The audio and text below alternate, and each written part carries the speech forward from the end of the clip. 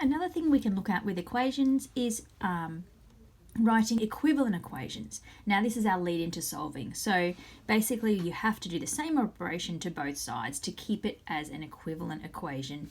So in this case, I'm going to look at how we would solve that using equivalent equations. So we've got a minus 5 here. What we can do is add 5 to both sides. That way we've got an equivalent equation, and we are actually down the road of solving it. So if we add 5 to both sides, we would end up with x minus 5 plus 5 and 15 plus 5.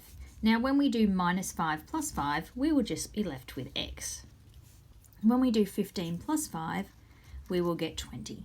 So we've solved our equation now, x is equal to 20, and we can check it and say 20 take away 5, does that give us 15? Yes, it does.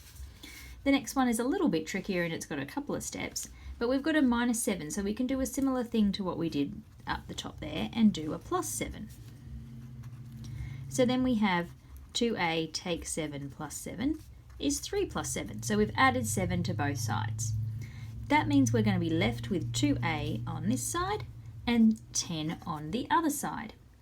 Now we've got 2 times a is equal to 10, so what we can do is divide both sides by 2.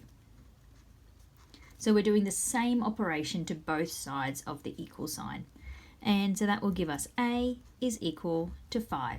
We can then check that and say 2 times 5 is 10, take away 7 gives us 3. The last one is a little bit different in that we've got a minus 3x there. I'm going to work with the 40 first. So I'm going to say take away 40.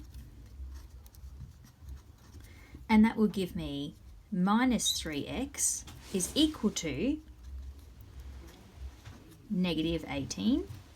So then when I divide by negative 3,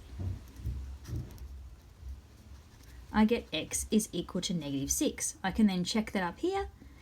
3 times negative 6 is 18, and it's actually a positive 6 because I divided by a negative. So 40 take 18 gives me 22.